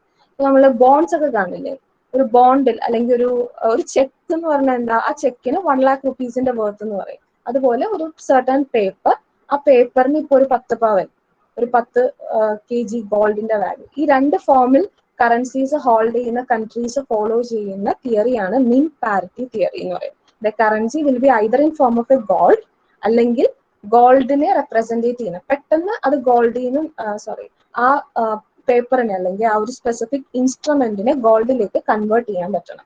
അങ്ങനെയുള്ള കൺട്രീസ് ഫോളോ ചെയ്യുന്ന തിയറിയാണ് മീൻ പാരിറ്റി തിയറി. ഈ ഗോൾഡിനെ ബേസ് ചെയ്തിട്ടാണ് ഇവരെ എക്സ്ചേഞ്ച് റേറ്റ് ഫിക്സ് ചെയ്യുന്നത്. ആ എക്സ്ചേഞ്ച് റേറ്റ് ഫിക്സ് ചെയ്യാൻ യൂസ് ചെയ്യുന്ന തിയറിയാണ് മീൻ പാരിറ്റി തിയറി. അതിന് ഈ എക്സ്ചേഞ്ച് റേറ്റിന്, മീൻ പാരിറ്റി തിയറിയുടെ അടിയിലെ എക്സ്ചേഞ്ച് റേറ്റിനെ പറയുന്ന പേരാണ് mint rate. That is exchange rate is equivalent to gold content of one currency in relation to another country. ഇപ്പൊ രണ്ട് കൺട്രീസ് തമ്മിൽ, നമ്മൾ നേരത്തെ പറഞ്ഞ പോലെ ഇന്ത്യയും അമേരിക്കയും തമ്മിലൊരു ട്രാൻസാക്ഷൻസ് നടത്തുവാണെങ്കിൽ അവരുടെ കറൻസിനെ ഗോൾഡ് ആയിട്ട് കൺവേർട്ട് ചെയ്തിട്ട് ആ കൺവേർഷൻ, ആ ഗോൾഡിന്റെ കണ്ടന്റ് വെച്ചിട്ടായിരിക്കും അവർ എക്സ്ചേഞ്ച് റേറ്റ് ഫിക്സ് ചെയ്യുന്നത്. ഇത് അത്ര ഫെമിലിയർ ആയിട്ട് യൂസ് ചെയ്യുന്ന ഒരു തിയറി ഒന്നും അല്ല. കാരണം ഈ തിയറി ഫോളോ ചെയ്യണമെങ്കിൽ കുറച്ച് കണ്ടീഷൻസ് ഉണ്ട്. അപ്പൊ ആ കണ്ടീഷൻസ് കറണ്ട് എക്കണോമിക് സിസ്റ്റം അനുസരിച്ച്, അല്ലെങ്കിൽ current international rules and regulations അനുസരിച്ച് അത് ഫോളോ ചെയ്യാൻ പറ്റുന്ന കണ്ടീഷൻസ് അല്ല. അപ്പൊ ജസ്റ്റ് ഈ തിയറി എന്താണ് പഠിക്കുക എന്ന് മാത്രമേ ചെയ്യാൻ പറ്റുള്ളൂ. It is not so popular. അപ്പോൾ മീൻ പാരിറ്റി തിയറിയിൽ it is followed by those countries which follow gold standard, and their currencies is either made of gold or it is in form of something which can be expressed in gold. And the rate at which these currencies fix the rate is known as mint rate. Okay. And ഞാൻ നേരത്തെ പറഞ്ഞതുപോലെ ഒരു country ഈ gold standard, മീൻ parity standard theory follow ചെയ്യണമെങ്കിൽ കൺട്രീസിന്റെ currency ഗോൾഡിൽ represent ചെയ്യണം. അങ്ങനെ represent ചെയ്യണമെങ്കിൽ കുറച്ച് കണ്ടീഷൻസ് ഉണ്ട്. First of all, it is N standard monetary unit in terms of gold. അതായത് ഗോൾഡിന്റെ ആക്ച്വൽ വാല്യൂലായിരിക്കണം അത് ഗോൾഡിന്റെ വാല്യൂ കോട്ട് ചെയ്തേക്കുന്നത്. And it should be either made of gold or convertible at a fixed rate. അപ്പോൾ അത് correct ആ ഗോൾഡിന്റെ വിലയ്ക്ക് തന്നെ കൺവേർട്ട് ചെയ്യാൻ പറ്റും. ഇപ്പോൾ 10,000 വാങ്ങിച്ചതെങ്കിൽ അതേ റേറ്റിന് തന്നെ ഒത്തിരി വേരിയേഷൻസ് ഇല്ലാതെ കൺവേർട്ട് ചെയ്യണം എന്നാണ് ഫിക്സഡ് റേറ്റ് കൊണ്ട് ഉദ്ദേശിക്കുന്നത്. And next one is government buys and sells in unlimited quantity at a fixed rate. Gold unlimited, without ഒരു സ്പെഷ്യൽ റെസ്ട്രിക്ഷൻസ് ഒന്നും ഇല്ലാണ്ട് അങ്ങോട്ടും ഇങ്ങോട്ടും ഗവൺമെന്റിന് എന്താ പറയാ, അങ്ങോട്ടും ഇങ്ങോട്ടും എക്സ്ചേഞ്ച് ചെയ്യാൻ പറ്റണം. ആൻഡ് റേറ്റിൽ ഒത്തിരി വേരിയേഷൻസും പാടില്ല. And last one is export and import of gold is unrestricted. Export process, exporting of gold and importing of gold should be unrestricted. നമുക്കറിയാം, ഇവൻ ആ ലാസ്റ്റ് പറയുന്ന condition, export and import of gold is not unrestricted. ഒത്തിരി restrictions ഉണ്ട്. ഗോൾഡിന്റെ value ഇപ്പൊ അതുപോലെ കൂടുന്നത് കൊണ്ട് തന്നെ ഗോൾഡിന്റെ ട്രാൻസാക്ഷൻസിലും ഒത്തിരി റെസ്ട്രിക്ഷൻസ് നമ്മുടെ എക്കണോമിക് സിസ്റ്റത്തിലും ഇന്റർനാഷണൽ ട്രേഡിങ്ങിലും റൂൾസ് ആൻഡ് റെഗുലേഷൻസിലെല്ലാം ഒത്തിരി റെസ്ട്രിക്ഷൻസ് ഇമ്പോസ് ചെയ്യുന്നുണ്ട്. അതുകൊണ്ട് തന്നെ ഇപ്പൊ മീൻ പാരിറ്റി തിയറി ഫോളോ ചെയ്യാൻ ബുദ്ധിമുട്ടാണ് എന്ന് പറഞ്ഞത് അതുകൊണ്ടാണ്. സോ ഈ 3 കണ്ടീഷൻസ് ഫോളോ ചെയ്യുന്ന കൺട്രീസിന് മാത്രമേ ഗോൾഡ് സ്റ്റാൻഡേർഡ് ഫോളോ ചെയ്യാൻ പറ്റുള്ളൂ. സോ ആ കൺട്രീസിന് മാത്രമേ മീൻ പാരിറ്റി തിയറി അഡോപ്റ്റ് ചെയ്യാനും പറ്റുള്ളൂ. ഇനി മീൻ പാരിറ്റിയുടെ കുറച്ചും കൂടി എക്സ്പാൻഡഡ് ഫോം അവരെങ്ങനെയാണ് എടുക്കുന്നത് വെച്ചാൽ, rate of exchange between gold standard countries, that is a country which is trading on the basis of gold, is determined by gold equivalence of concern currencies. അവരുടെ കറൻസീസിനെ ഗോൾഡിലോട്ട് കൺവേർട്ട് ചെയ്തിട്ട്, ഗോൾഡിന്റെ വാല്യൂലോട്ട് കൺവേർട്ട് ചെയ്തിട്ട് minus they will make allowances for purity of such gold content of these currency. നമ്മൾ normally gold നമ്മളിപ്പോൾ ഒരു ജ്വല്ലറിന്ന് വാങ്ങിക്കുമ്പോൾ തിരിച്ചു കൊടുക്കുമ്പോൾ ഒരു ഡിപ്രീസിയേഷൻ വാല്യൂ വരില്ലേ, സെയിം തിങ് ഇവിടെ എക്സ്ചേഞ്ച് റേറ്റ് ഫിക്സ് ചെയ്യുമ്പോഴും വരും. ഒരു കൺട്രീസിന്റെ രണ്ടുപേരുടെയും കറൻസിനെ ഗോൾഡിന്റെ വാല്യൂയിലോട്ട് കൺവേർട്ട് ചെയ്യും. ആ കൺവേർട്ട് ചെയ്ത വാല്യൂന്ന് they will make some allowances for change in purity. ആ പ്യൂരിറ്റി ഡിഫറൻസ് അനുസരിച്ച് കുറച്ചിട്ടാണ് ആ ഒരു വാല്യൂ ഫിക്സ് ചെയ്യുന്നത്. അങ്ങനെ ഫിക്സ് ചെയ്യുന്നത് കൊണ്ട് തന്നെ ഈ മിൻ പാരിറ്റി തിയറി അനുസരിച്ച് ഫിക്സഡ് റേറ്റ് ആയിരിക്കും ഈ മിൻ പാരിറ്റി തിയറി ഫോളോ ചെയ്യുന്ന കൺട്രീസിന്റെ എക്സ്ചേഞ്ച് റേറ്റ് എന്നാണ് പറയുന്നത്. കാരണം അവർ യൂസ് ചെയ്യുന്ന ഗോൾഡ് എന്ന് പറഞ്ഞാൽ പ്യോർ ഗോൾഡ് ആയിരിക്കും. സോ റേറ്റ് അത്ര ഭയങ്കരമായിട്ടൊന്നും റേറ്റ് ചേഞ്ച് ചെയ്യില്ല. So always the exchange rate will be equal to gold value. Mint parity rate എന്ന് പറഞ്ഞാൽ ഇതുപോലെ രണ്ട് കൺട്രീസ് തമ്മിൽ ഫിക്സ് ചെയ്യുന്ന റേറ്റോ അല്ലെങ്കിൽ പാർ വാല്യൂ, ആക്ച്വൽ വാല്യൂ ആയിരിക്കും. മേജർ ചേഞ്ചസ് ഒന്നും വരില്ല. വിത്ത് റെസ്പെക്ട് ടു പ്യൂരിറ്റി, ഈ മിൻ പാരിറ്റി തിയറി ഫോളോ ചെയ്യുന്ന കൺട്രീസിന്റെ ഗോൾഡിന്റെ purity level will be very high. അതുകൊണ്ട് വേരിയേഷൻസ് വരാനുള്ള സാധ്യത വളരെ കുറവാണ് എന്നാണ് ഈ ബേസിക് തിയറി അനുസരിച്ച് പറയുന്നത്. പക്ഷേ ആക്ച്വൽ കണ്ടീഷൻസിൽ പറയുവാണെങ്കിൽ ലോങ് റണ്ണിലാണെങ്കിൽ ഈ പറയുന്ന കണ്ടീഷൻ പറ്റും. ഇപ്പൊ ലോങ് റണ്ണിൽ ഈ കറൻസീസിന്റെ വാല്യൂസിന് ചേഞ്ച് ഉണ്ടെങ്കിൽ ലോങ് റണ്ണിൽ അത് ഇടയ്ക്ക് വെച്ച് അഡ്ജസ്റ്റഡ് ആയി പോകും. പക്ഷേ ഈ purchase and selling of currencies എന്ന് പറയുന്നത് വളരെ ഫ്രീക്വന്റ് ആയിട്ട് നടക്കുന്ന ട്രാൻസാക്ഷൻസ് ആണ്. നമുക്കൊരു ലോങ് പീരീഡിലേക്ക് purchase and sale of currency, അതായത് എക്സ്ചേഞ്ച് ഓഫ് കറൻസീസ് നമുക്ക് വിത്ത്ഹെൽഡ് ചെയ്യാൻ പറ്റില്ല. അതൊരു എന്താ പറയുക, വളരെ കാഷ്വൽ ആയിട്ട് നടക്കുന്ന ഒരു പ്രോസസ് ആണ്. അപ്പോൾ ഈ exchange rate will be always equal to gold value എന്ന് പറയുന്ന ഒരു കോൺസെപ്റ്റ് ഇൻ റിയാലിറ്റി വരുമ്പോൾ അത് എന്താ പറയാ, അത് അങ്ങനെയാണ് എന്ന് സമർത്ഥിക്കാൻ കുറച്ച് ബുദ്ധിമുട്ടാണ്. ഇപ്പോൾ മിൻ പാരിറ്റി തിയറിയുടെ ഒരു എക്സാമ്പിൾ പറയുവാണെങ്കിൽ ബ്രിട്ടീഷ് കൺട്രീസിന്റെ കറൻസി എക്സ്പ്രസ് ചെയ്യുന്നത് പൗണ്ട്സിലും അമേരിക്കയുടെ ഡോളേഴ്സിലുമാണ്. അപ്പോൾ ഇപ്പൊ ബ്രിട്ടീഷിന്റെ പൗണ്ട്സ് വാല്യൂ അനുസരിച്ച് ഒരു സർട്ടൺ പൗണ്ട്സ് 1 പൗണ്ട് വാല്യൂ എന്ന് പറയുന്നത് ഇത്രയും ഗോൾഡ് ആണ്, ഇത്രയും ഗ്രെയിൻസ് ഓഫ് ഗോൾഡ് ആണ്. ആൻഡ് അമേരിക്കയുടെ ഡോളർ വാല്യൂ അനുസരിച്ച് and this is 23.220 so grains of gold ആണ്. ഇതിൽ എങ്ങനെയാണ് എക്സ്പ്രസ് ചെയ്യുന്നതെന്ന് നോക്കാം. ഇവിടെ പറയുന്നത് exchange rate between British pound and America, ഇവർ രണ്ടുപേരും ഗോൾഡ് മിൻ പാരിറ്റി അനുസരിച്ച് ട്രാൻസാക്ഷൻ നടത്തുവാണെങ്കിൽ പൗണ്ടിന്റെ value which is expressed in gold divided by ഡോളറിന്റെ value which is expressed in gold. So 1 pound is equal to ഇത്രയും dollars. ഇത് divided by ഇത് ചെയ്യുമ്പോൾ 113.0016 divided by 23.22 ചെയ്യുമ്പോൾ $4.866 കിട്ടും. So 1 pound is equal to $4.866. ഇങ്ങനെയാണ് മിൻ പാരിറ്റിയിൽ എക്സ്ചേഞ്ച് റേറ്റ് ഫിക്സ് ചെയ്യുന്നത്. അപ്പോ ഈ ഗോൾഡിന്റെ പ്രൊപ്പോർഷൻ, ഈ കറൻസിയുടെ ഗോൾഡിന്റെ പ്രൊപ്പോർഷൻ ഇത് തന്നെ റെപ്രസെന്റേറ്റ് ചെയ്യും, ഈ കറൻസിയുടെ ഗോൾഡിന്റെ പ്രൊപ്പോർഷൻ ഇത് തന്നെ റെപ്രസെന്റേറ്റ് ചെയ്യും. അത് ഡിവൈഡ് ചെയ്ത് കിട്ടുന്ന വാല്യൂ വെച്ചിട്ടാണ് ഇവർ ഡോളേഴ്സ് ഫിക്സ് ചെയ്യുന്നത്. സോ ഇവിടുത്തെ എക്സ്ചേഞ്ച് റേറ്റ് എന്ന് പറയുന്നത് for 1 pound they have to pay $4.866. Clear ആണോ ഇത്? Yes, ma'am. ഓക്കെ. ഞാൻ നേരത്തെ പറഞ്ഞതുപോലെ ലോങ് റണ്ണില് എക്സ്ചേഞ്ച് റേറ്റും റേറ്റ് ഓഫ് ഗോൾഡും ഓൾമോസ്റ്റ് ഈക്വൽ ആണെന്ന് നമുക്ക് പറയാം.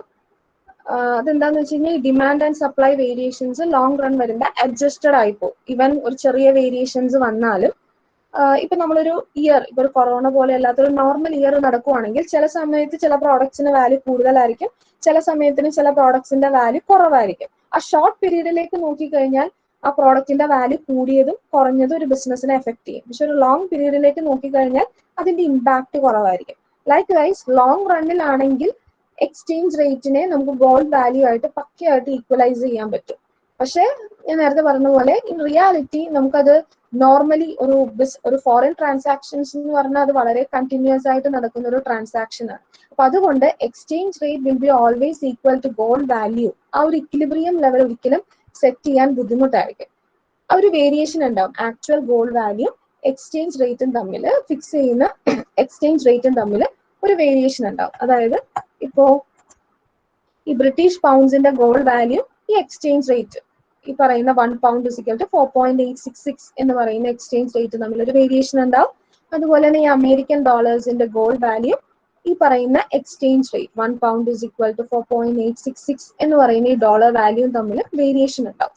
അപ്പോ ഈ വേരിയേഷൻ നേരത്തെ പറഞ്ഞതുപോലെ ഒരു ലിമിറ്റ് വരെ ഫിക്സ് ചെയ്യുള്ളൂ. കാരണം ഗോൾഡിന്റെ വാല്യൂ ഒത്തിരി നേരത്തെ നമ്മൾ ഈ മിങ് പാരിറ്റി തിയറിയിൽ അവർ പറയുന്നത് ഒത്തിരി ഗോൾഡിന്റെ പ്യൂരിറ്റിക്ക് ഒത്തിരി കൺസേൺ കൊടുക്കുന്നത് കൊണ്ടും ഗോൾഡ് എന്ന് പറഞ്ഞൊരു ഇൻസ്ട്രുമെന്റിനെ ബേസ് ചെയ്തിട്ടായതുകൊണ്ടും അവർ ആ ഒരു വേരിയേഷൻ, ഈ വരുന്ന ചേഞ്ചിന്റെ വേരിയേഷൻ ഒരു ലിമിറ്റ് വെച്ചിട്ടുണ്ട്. And that variation limit is called gold points എന്നാണ് പറയുന്നത്. ഗോൾഡ് പോയിന്റ്സ് എന്നാണ് പറയുന്നത്. അവർ തമ്മിലുള്ള ഡിഫറൻസ്, എക്സ്ചേഞ്ച് റേറ്റും ആക്ച്വൽ ഗോൾഡ് വാല്യൂവും തമ്മിലുള്ള വേരിയേഷനെ പറയുന്ന പേരാണ് ഗോൾഡ് പോയിന്റ്സ് എന്ന് പറയുന്നത്. ഈ ഗോൾഡ് പോയിന്റ്സിന് അവർ 2 ലിമിറ്റ് ഫിക്സ് ചെയ്തിട്ടുണ്ട്. അപ്പർ ഗോൾഡ് ലിമിറ്റ്സും ലോവർ ഗോൾഡ് ലിമിറ്റ്സും. ഈ അപ്പർ ഗോൾഡ് ലിമിറ്റ്സ് എന്ന് പറഞ്ഞാൽ ഈ ലിമിറ്റിൽ എത്തിക്കഴിഞ്ഞാൽ, ഇപ്പൊ സപ്പോസ് ഒരു അപ്പർ ഗോൾഡ് ലിമിറ്റ്, ഞാൻ വെറുതെ എക്സാമ്പിൾ പറയുകയാണ്, അപ്പർ ഗോൾഡ് ലിമിറ്റ് 50യും ലോവർ ഗോൾഡ് ലിമിറ്റ് 20 ആണെന്ന് വിചാരിക്കാം. ഇപ്പൊ ഈ എക്സ്ചേഞ്ച് വാല്യൂ അപ്പർ ലിമിറ്റിൽ എത്തിയാൽ, ദാറ്റ് ഇസ് 50 എത്തിക്കഴിഞ്ഞാൽ അവർ പിന്നെ അത് എക്സ്ചേഞ്ച് ചെയ്യാൻ അല്ലെങ്കിൽ കറൻസി ട്രാൻസാക്ഷൻ, ഈ പറയുന്ന പെർട്ടിക്കുലർ ട്രാൻസാക്ഷൻ അവർ യൂസ് ചെയ്യില്ല. എക്സ്ചേഞ്ച് റേറ്റ് എന്ന് പറഞ്ഞൊരു ട്രാൻസാക്ഷൻ യൂസ് ചെയ്യില്ല. പകരം അവർ എന്താ ചെയ്യുന്നത് വെച്ചാൽ എക്സ്പോർട്ട് ചെയ്യും. ഗോൾഡ് അങ്ങനെ തന്നെ അവർ എക്സ്പോർട്ട് ചെയ്യും. കാരണം റേറ്റ് ഭയങ്കരമായിട്ട് കൂടുവാണ്.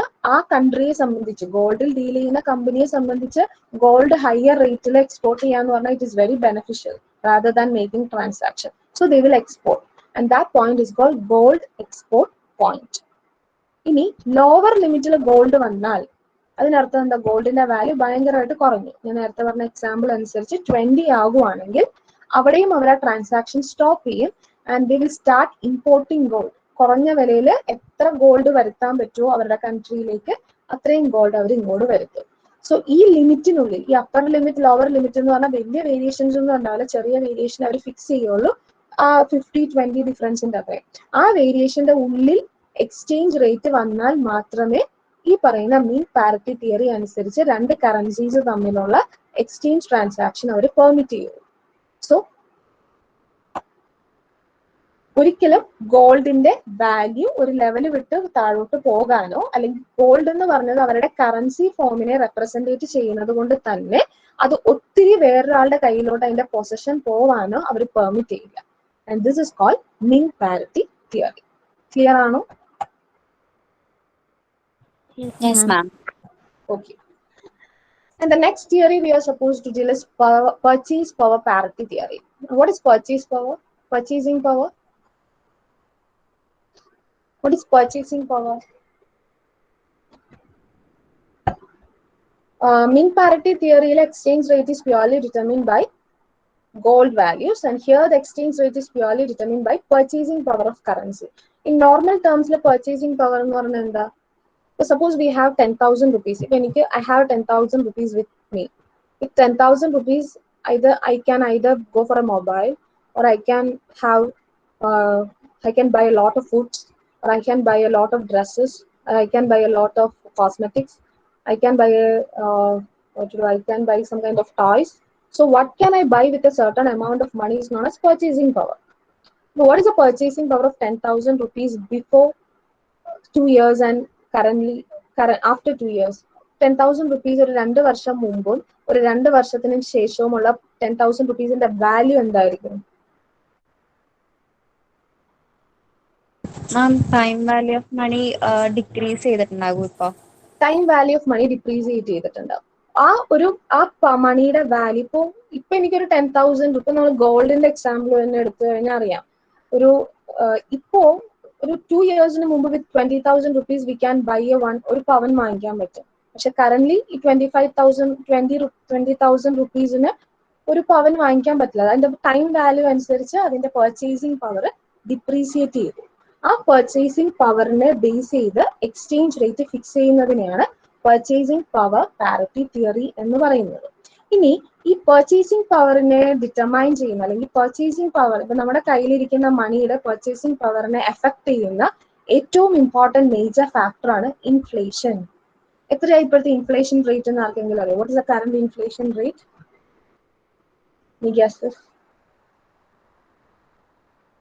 What is the current inflation rate? Just Google and tell me. What is the current inflation rate?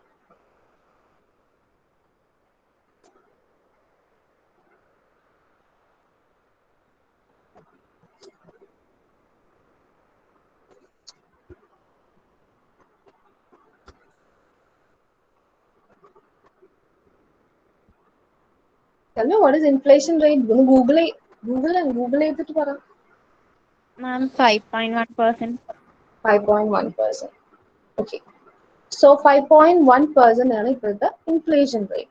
So inflation rate and purchasing power തമ്മിലുള്ള relation എന്താ? What is the relationship between inflation rate and purchasing power? Inflation rate കൂടുമ്പോൾ purchasing power കുറയും. Inflation rate കൂടുമ്പോൾ purchasing power കുറയും. എന്തുകൊണ്ടാണ് അങ്ങനെ കുറയുന്നത്? When inflation rate increases, price of products will increases. Inflation rate കൂടുന്നതനുസരിച്ച് പ്രോഡക്ട്സിന്റെ നമുക്ക് അവൈലബിൾ ആയിട്ടുള്ള പ്രോഡക്ട്സിന്റെ price will be very high. അപ്പോൾ ആ ഒരു കറൻസി, ആ ഒരു എമൗണ്ട് ഓഫ് വാല്യൂ വെച്ചിട്ട് ഹൈലി കോസ്റ്റ് പ്രോഡക്ട്സ് നമ്മൾ വാങ്ങിക്കേണ്ടി വരും. And that effect is known as inflation on purchasing power. അപ്പോൾ ഇവിടെ ഈ ഇൻഫ്ലേഷൻ എഫക്ട് കൊണ്ട് പർച്ചേസിംഗ് പവറിൽ വരുന്ന ചേഞ്ചസ് എക്സ്ചേഞ്ച് റേറ്റിനെ എങ്ങനെ എഫക്ട് ചെയ്യുന്നു എന്നുള്ളതാണ് പർച്ചേസിംഗ് പവർ പാരിറ്റി തിയറിയിൽ പഠിക്കുന്നത്. So it quantify the relation between inflation rate and exchange rate. So inflation rate will affect the purchasing power, and purchasing power will in turn affect the exchange rate. So the relation between inflation rate and exchange rate is represented by purchase power parity theory. അതെങ്ങനെയാണെന്ന് വെച്ചാൽ ഞാൻ നേരത്തെ പറഞ്ഞ പോലെ rise in ഇൻഫ്ലേഷന്റെ rate കൂടുമ്പോൾ normally price will increase. പ്രോഡക്ട്സിന്റെ price increase ചെയ്യും. പ്രോഡക്ട്സിന്റെ പ്രൈസ് ഇൻക്രീസ് ചെയ്യുമ്പോൾ there is fall in demand of currency. അതായത് ഇപ്പോൾ എല്ലാ പ്രോഡക്ട്സിനും നമ്മളിപ്പോൾ ഒരു നോർമൽ പർച്ചേസിന് പോയാൽ തന്നെ, ഇപ്പൊ പച്ചക്കറികൾ നമ്മൾ വാങ്ങിക്കാൻ പോയാൽ തന്നെ ഭയങ്കര വിലയുള്ള പച്ചക്കറികളാണെങ്കിൽ നമ്മൾ എന്ത് ചെയ്യും? സ്കിപ്പ് ചെയ്യും. വി വോണ്ട് ബൈ, പിന്നെ വാങ്ങിക്കാന്ന് പറഞ്ഞ് സ്കിപ്പ് ചെയ്യും. അപ്പൊ അതുപോലെ തന്നെ ഇവര് സാധാരണ ഐറ്റംസിന് തന്നെ ഭയങ്കര വിലയാണെങ്കിൽ, ഇപ്പൊ നോർമൽ നമുക്ക് കൊറോണ ഫസ്റ്റ് വേവ് വന്ന സമയത്തൊക്കെ പ്രോഡക്ട്സിന് ഒരു ചെറിയ സമയത്ത് ഒരു സ്കാർസിറ്റി വന്ന പ്രോഡക്ട്സിനൊക്കെ ഭയങ്കര വില കൂടിയപ്പോൾ നമ്മൾ എന്താ ചെയ്ത്, we have limited our purchase to only essential ഐറ്റംസിലോട്ട് മാത്രം നമ്മുടെ പർച്ചേസ് നമ്മൾ ലിമിറ്റ് ചെയ്തു. ലിമിറ്റ് ചെയ്യുമ്പോൾ നമ്മൾ എന്താ ചെയ്യുന്നത്? കറൻസീസ് നമ്മൾ കൂടുതൽ ഫ്ലോ ചെയ്യുന്നില്ല, അല്ലെങ്കിൽ കറൻസീസ് നമ്മൾ കയ്യിലുള്ള കറൻസി നമ്മൾ പുറത്തോട്ട് എടുക്കുന്നില്ല. So flow of currency in economy is reduce. അതായത് നമ്മൾ പൈസ ഡിമാൻഡ് ചെയ്യുന്നില്ല. ഇവൻ ബാങ്കിലാണ് ആ പൈസ കിടക്കുന്നതെങ്കിൽ ബാങ്കിലെ പൈസ അതുപോലെ കിടക്കുവാണ്. We are not demanding that money. സ്വന്തം മണി ആണെങ്കിൽ നമ്മൾ ഡിമാൻഡ് ചെയ്യുന്നില്ല. സോ ഇൻഫ്ലേഷൻ റേറ്റിൽ ഇൻക്രീസ് വന്നാൽ price will increase, and increase in price will result in reduction in demand of the currency. അത് എഫക്ട് ചെയ്യും. So reduction in demand of currency, ഇപ്പൊ നമ്മുടെ ഇന്ത്യൻ കറൻസിക്ക് ഡിമാൻഡ് ഇല്ലെങ്കിൽ ഓട്ടോമാറ്റിക്കലി അത് ഫോറിൻ എക്സ്ചേഞ്ച് ട്രാൻസാക്ഷനെ എഫക്ട് ചെയ്യും. അതെങ്ങനെ എഫക്ട് ചെയ്യണേ നോക്കിയേ. In case of inflation, we will reduce the imports. Imports നമ്മൾ reduce ചെയ്യും, and we'll try to increase the export. Imports എന്തുകൊണ്ടാണ് reduce ചെയ്യുന്ന ഇൻഫ്ലേഷൻ പീരീഡിൽ?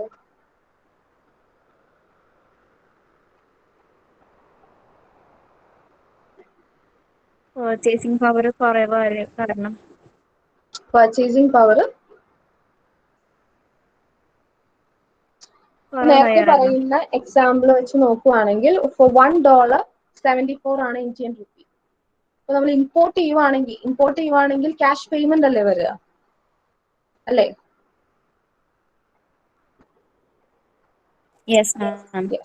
ഇമ്പോർട്ട് ചെയ്യുമ്പോൾ we have to pay the cash. For $1 74 വെച്ചിട്ട് നമ്മൾ പേ ഓഫ് ചെയ്യണം.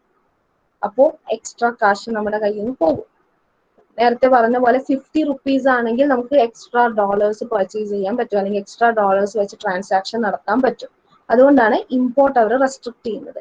എക്സ്പോർട്ട് കൂട്ടുന്നത് എന്തുകൊണ്ടാണ്? ഈ 74 rupees തന്നെ ആണെങ്കിൽ എക്സ്പോർട്ട് ചെയ്യുമ്പോൾ നമുക്ക് ക്യാഷ് ഇങ്ങോട്ടാ വരുന്നത്, റെസിപ്റ്റ് ഓഫ് ക്യാഷ് ആണ്. ഇപ്പോൾ $1 അത് ഒരു ഇന്ത്യൻ റുപ്പി വാങ്ങിക്കാൻ അവർ ഒരു $1 ഇങ്ങോട്ട് വരുമ്പോൾ we will get A higher rate of rupee, 74 rupees കിട്ടും. സോ ക്യാഷ് ഇങ്ങോട്ട് വരുന്ന സമയത്താണെങ്കിൽ, ഇപ്പൊ നേരത്തെ ഞാൻ പറഞ്ഞ 2 എക്സാമ്പിളിലും ഞാൻ അങ്ങോട്ട് പോകുമ്പോഴാണെങ്കിൽ ക്യാഷ് റേറ്റ് കൂടുന്നത് എനിക്ക് നഷ്ടവും, ഇങ്ങോട്ട് ഫണ്ട് വരുവാണെങ്കിൽ ക്യാഷ് റേറ്റ് കൂടുന്നത് എനിക്ക് ലാഭമാണ്. സെയിം തിങ് ആണ് ഇമ്പോർട്ടിന്റെ കേസിൽ വരുന്നത്. ഇമ്പോർട്ടിന്റെ കേസിൽ ക്യാഷ് പേയ്മെന്റ് വരുന്നത് കൊണ്ട് ഇറ്റ്സ് ലോസ്, ആൻഡ് എക്സ്പോർട്ടിന്റെ കേസിൽ ക്യാഷ് റെസിപ്റ്റ് വരുന്നത് കൊണ്ട് it's A profit. So inflation is a situation where import will be reduced and export will be increased. പക്ഷേ അമേരിക്കൻ ഇരിക്കുന്ന ആൾക്കാരും ഇതേപോലെ ചിന്തിക്കുന്ന ആൾക്കാരായിരിക്കും. സോ ഇൻഫ്ലേഷൻ എഫക്റ്റഡ് എക്കോണമിയിൽ അവരധികം ട്രേഡ് ചെയ്യാൻ ഉദ്ദേശിക്കില്ല. സോ അവരെന്ത് ചെയ്യും? എക്സ്പോർട്ട് പയ്യെ അവരൊന്ന് ലിമിറ്റ് ചെയ്യാൻ നോക്കും. അപ്പൊ അങ്ങനെ ലിമിറ്റ് ചെയ്യാൻ നോക്കുമ്പോൾ ഇൻഫ്ലേഷൻ സിറ്റുവേഷനിൽ കൺട്രിയുടെ കറൻസിക്ക് വാല്യൂ ഡിക്ലൈൻ ചെയ്യും. ദാറ്റ് മീൻസ് ഇന്ത്യൻ കറൻസിയുടെ വാല്യൂ ഒരു ഡിമാൻഡ് ഇല്ലാത്തൊരു സിറ്റുവേഷൻ, അതായത് ട്രേഡ് ചെയ്യാൻ ആൾക്കാർ താല്പര്യം കാണിക്കാത്തൊരു സിറ്റുവേഷൻ വരും. ഇതാണ് purchase power and inflation relation എന്ന് പറയുന്നത്. ക്ലിയർ ആയോ? ഓക്കെ. ഇനി ഈ പർച്ചേസ് പവർ പാരിറ്റി തിയറി ഈ ഇൻഫ്ലേഷനെ അഡ്ജസ്റ്റ് ചെയ്ത് exchange of foreign exchange transaction നടക്കാൻ എങ്ങനെയാണ് പെർമിറ്റ് ചെയ്യണമെന്ന് നോക്കാം. And as per the purchase parity theory, if similar product is sold in different countries in different currency, it should be same price. അതായത് purchase parity theory അനുസരിച്ച് അവർ പറയുന്നത് എന്താന്ന് വെച്ച് കഴിഞ്ഞാൽ, ഒരു സിമിലർ പ്രോഡക്റ്റ്, ഒരേ product, suppose it is a mobile ആണെങ്കിൽ ആ മൊബൈല് നമ്മളൊരു സ്ഥലത്ത് രണ്ട് സ്ഥലത്ത് ഒരേപോലെ രണ്ട് കൺട്രീസിൽ സെൽ ചെയ്യുവാണെങ്കിൽ ആ രണ്ട് കൺട്രീസിലും ഡിഫറെന്റ് കറൻസീസ് ആയിരിക്കും. പക്ഷെ ആ രണ്ട് ഡിഫറെന്റ് കറൻസിയിലും അത് റെപ്രസെന്റേറ്റ് ചെയ്യുന്ന വാല്യൂ സെയിം ആയിരിക്കും. അതായത് ഇവിടെ നോക്കി, Indian currency and US currency ആണ്. അപ്പോ ഇന്ത്യൻ കറൻസി അനുസരിച്ച് ആ പ്രോഡക്റ്റിന്റെ വാല്യൂ ഇസ് 40, US കറൻസി അനുസരിച്ച് അതിന്റെ വാല്യൂ ഇസ് $80. സോ ഇവിടെ നമ്മൾ ആ റേറ്റ്, എത്ര റേറ്റിൽ സെയിം പ്രോഡക്റ്റ് രണ്ട് കൺട്രിയിലും സെൽ ചെയ്യണം എന്ന് ഡിസൈഡ് ചെയ്യുന്നത് it is spot price. And spot price is determined by using the formula price, that is INR price divided by USD price into 100. So അവർ എക്സ്ചേഞ്ച് റേറ്റ് എന്ന് പറയുന്നത് എത്രയാണ്? 50 INR per USD. ഈ റേറ്റിലായിരിക്കും രണ്ട് കൺട്രീസിലും cell ചെയ്യുന്നത്. So inflation, purchasing power കൊണ്ട് inflation വരുന്ന കാര്യങ്ങൾ അഡ്ജസ്റ്റ് ചെയ്ത് ഒരു പ്രോഡക്റ്റിന്റെ ഒരു ഡിമാൻഡ് വലിയ രീതിയിൽ എഫക്ട് ചെയ്യാതെ പിടിച്ചു കെട്ടാൻ വേണ്ടി അവർ യൂസ് ചെയ്യുന്ന തിയറിയാണ് പർച്ചേസ് പവർ പാരിറ്റി തിയറി. ഈ purchase power parity theory follow ചെയ്യുന്നത് സർട്ടൺ അസംഷൻസിന്റെ ബേസിലാണ്. First assumption is there is no transportation cost. കാരണം ട്രാൻസ്പോർട്ടേഷൻ കോസ്റ്റ് എന്ന് പറഞ്ഞാൽ നമുക്ക് ഓൺലൈൻ പർച്ചേസ് ചെയ്യുന്ന പോലെ ഡെലിവറി ചാർജസ് എന്ന് പറഞ്ഞു കഴിഞ്ഞാൽ നമ്മൾ ഉദ്ദേശിക്കുന്ന നെറ്റ് എമൗണ്ടിന് അതിന്റെ പ്രൈസ് കൂടും. സോ ഈ പറയുന്ന ഇപ്പൊ നമ്മൾ സ്പോട്ട് പ്രൈസ് ഫിക്സ് ചെയ്തതിന്റെ കൂടെ ട്രാൻസാക്ഷൻ കോസ്റ്റ് ഉണ്ടെങ്കിൽ transportation cost for different countries will vary.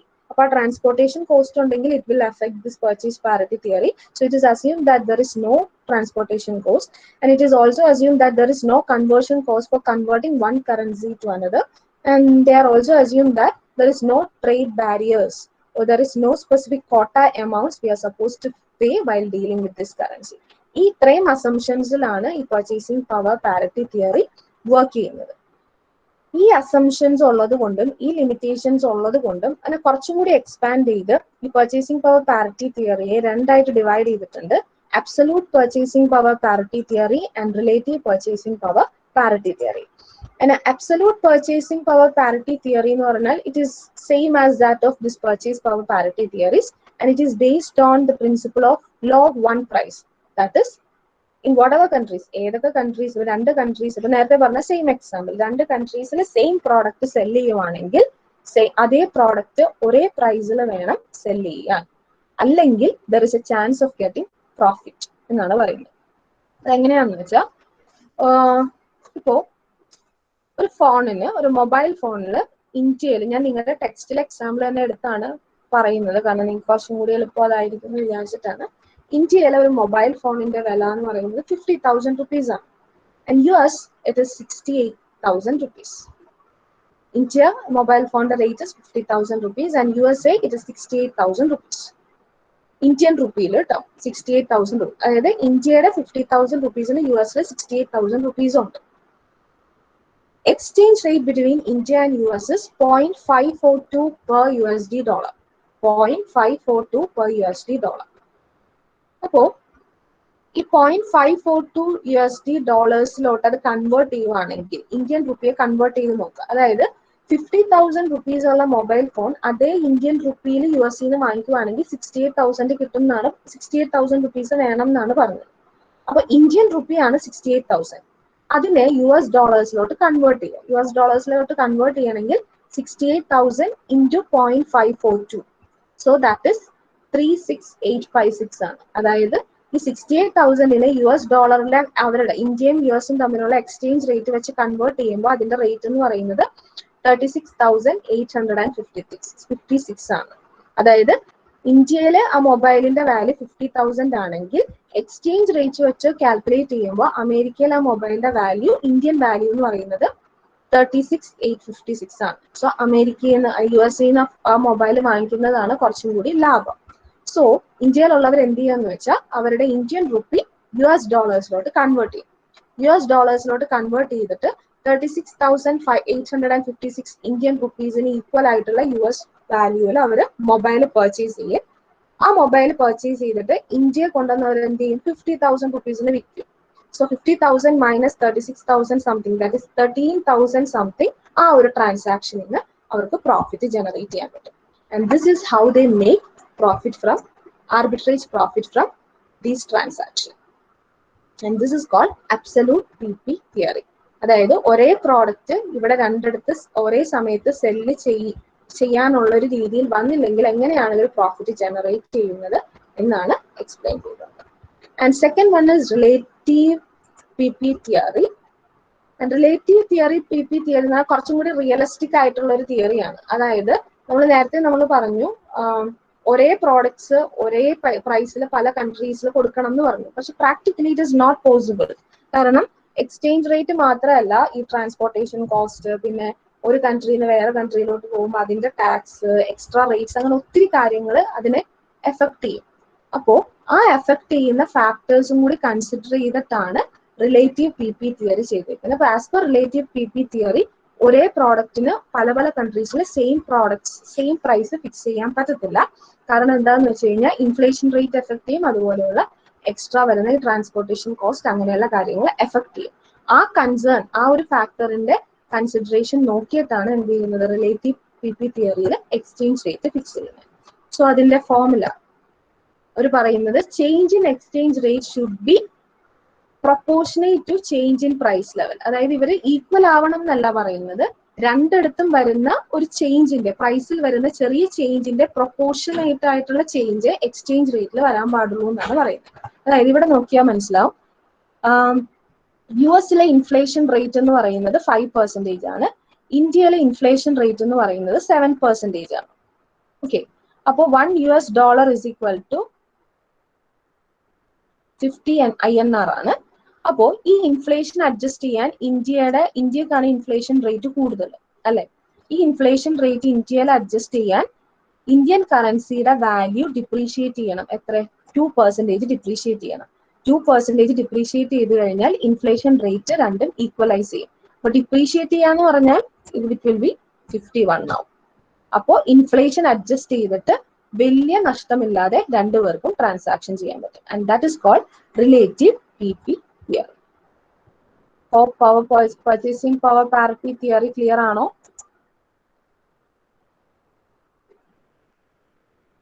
Yes, ma'am.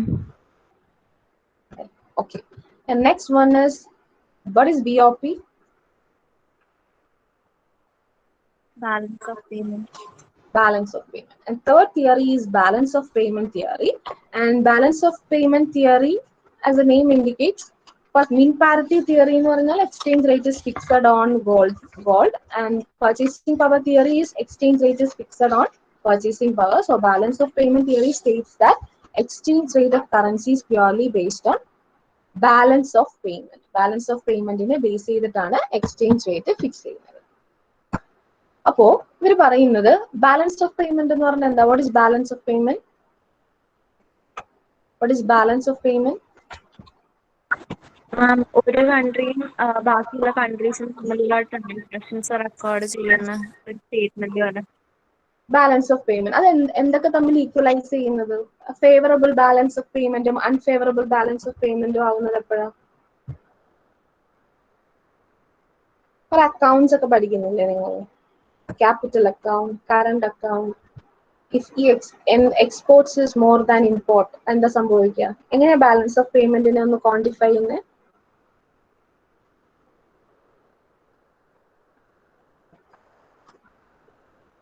Ma'am, when expenditure is more than income.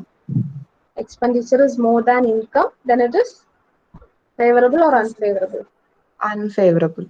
Unfavorable. Expenditure is more than income, it is unfavorable. If income is more than expenditure, it is favorable.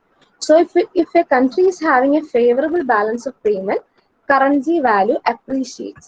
Appreciates എന്ന് പറഞ്ഞാൽ നമ്മൾ കറൻസിയുടെ ഇത് വരുമ്പോഴത്തേക്കും നമുക്കൊരു better, നമുക്ക് ഇപ്പോൾ ഇന്ത്യയിൽ നിന്ന് ട്രേഡ് ചെയ്യുന്ന ഒരാൾക്ക് ഒരു ബെറ്റർ വാല്യൂ കിട്ടണമെങ്കിൽ 50 ഷുഡ് ബി 45 ആകുന്നതാണ്. അതിനെയാണ് അപ്രീസിയേഷൻ എന്ന് പറയുന്നത്. വാല്യൂ കൂടുന്നതിനെയല്ല അപ്രീസിയേഷൻ എന്ന് പറയുന്നത്. ഇന്ത്യയിൽ ഇരിക്കുന്ന ഒരാൾ, ഇപ്പൊ നേരത്തെ എനിക്ക് ഫോറിൻ കൺട്രീസിൽ പോകുമ്പോൾ എനിക്ക് അതിന്റെ വാല്യൂ കുറയുന്നതാണ് എനിക്ക് ബെനിഫിഷ്യൽ എന്ന് പറയുന്നത് പോലെ കറൻസി അപ്രീഷിയേറ്റ്സ് എന്ന് പറഞ്ഞാൽ അങ്ങനെയാണ് പറയുന്നത്.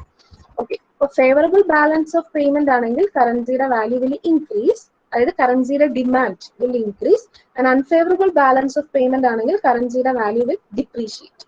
ഇനി ബാലൻസ് ഓഫ് പേയ്മെന്റ് ഈക്വൽ ആണെങ്കിൽ, that is expenditure is equal to income അല്ലെങ്കിൽ import is equal to exports ആണെങ്കിൽ it is in an equilibrium state. ഇങ്ങനെയാണ് ഒരു normal balance of payment currency വാല്യൂസിനെ എഫക്ട് ചെയ്യുന്നത്. ഇനി ഈ ഫോറിൻ എക്സ്ചേഞ്ച് മാർക്കറ്റിൽ നടക്കുന്ന ട്രാൻസാക്ഷൻസ് എങ്ങനെയാണ് ബാലൻസ് ഓഫ് പേയ്മെന്റിനെ നേരെ റിവേഴ്സ്ലി എഫക്ട് ചെയ്യുന്നത്, അല്ലെങ്കിൽ എങ്ങനെയാണ് അത് ഡിറ്റർമൈൻ ചെയ്യുന്നത്, ഹെൽപ്പ് ചെയ്യുന്നതെന്ന് വെച്ചാൽ, when it comes to foreign market if demand of home currency, ഇപ്പോൾ ഒരു പുറത്തൊരു കൺട്രിയിൽ if Indian currency's demand is more than supply, we have a favorable BOP. If in a foreign market or in a foreign country, if Indian currency's demand is more than supply, we have a favorable balance of payment. And in Indian market, in our country, in our domestic country, if demand of foreign currency is more than supply, we have an unfavorable balance of payment. So this is the relationship between currency value and balance of payment, and this relationship has an impact on exchange rate, and that theory is known as balance of payment theory. So these are the basic 3 theories which governs the interest fixed exchange rate transactions or exchange rate fixation. First one is Ming theory, second one is purchase power parity theory, and third one is balance of payment theory. Hope it is clear.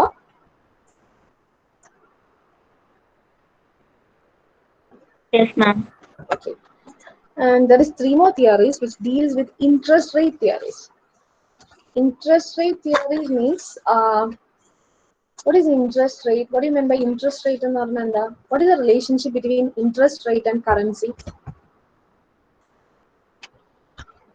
Why we are making an investment in bank? Only bank konde invest cheyyunnandina.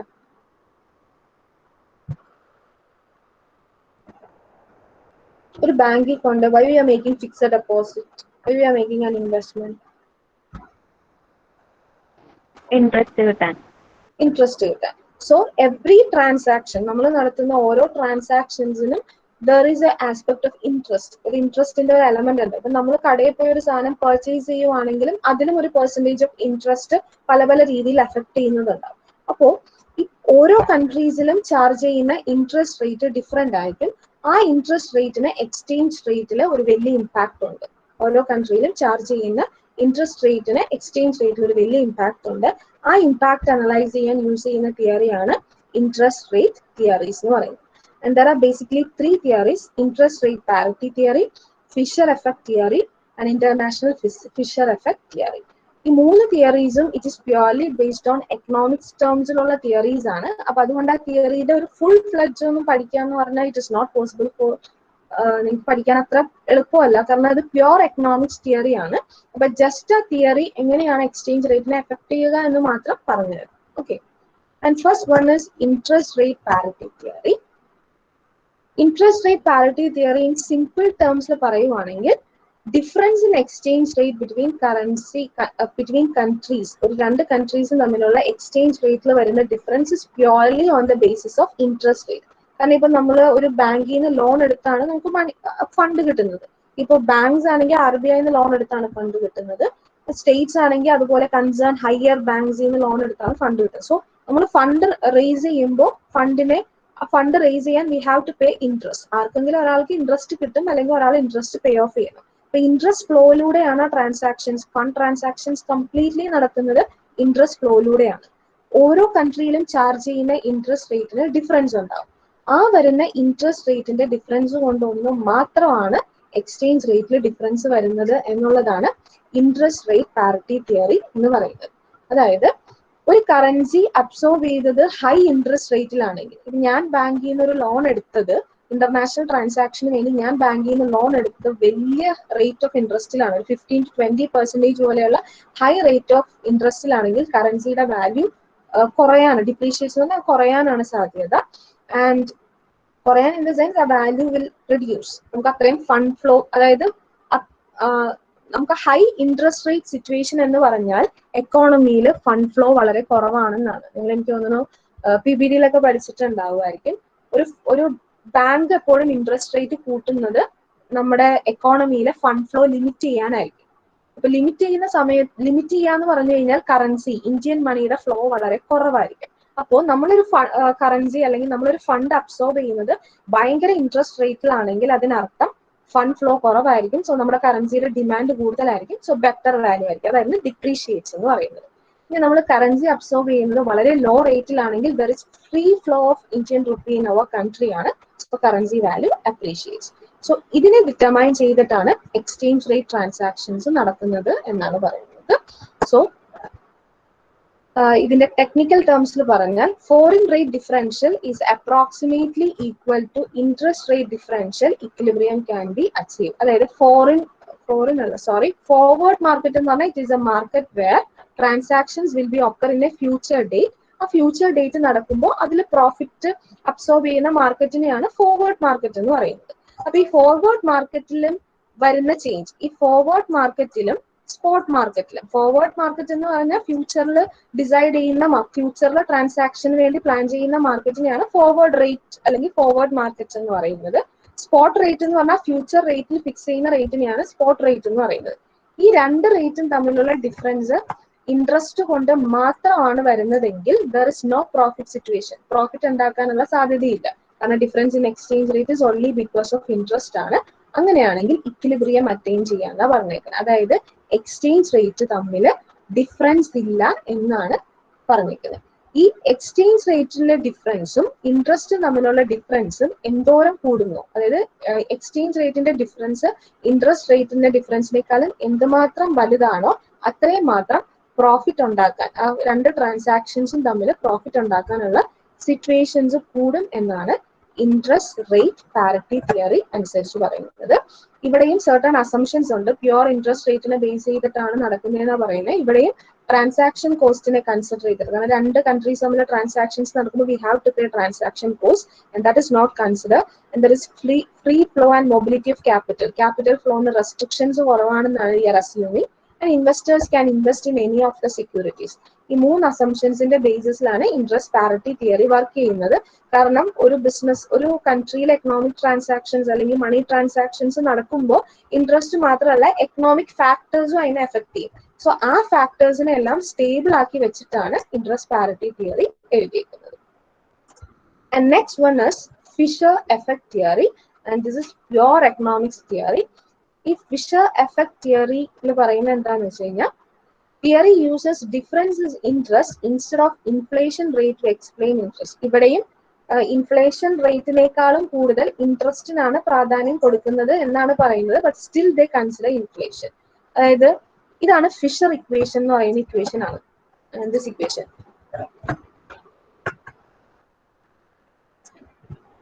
എന്ന് പറയുന്നത്, this is Fisher equation. That is nominal interest rate is equal to real rate of return plus inflation rate. ഇതാണ് Fisher equation എന്ന് പറയുന്നത്. അതായത് 1% ഇൻഫ്ലേഷനിൽ increase വന്നാൽ 1% nominal റേറ്റിൽ increase വരും, interest റേറ്റിൽ ഇൻക്രീസ് വരും എന്നാ പറയും.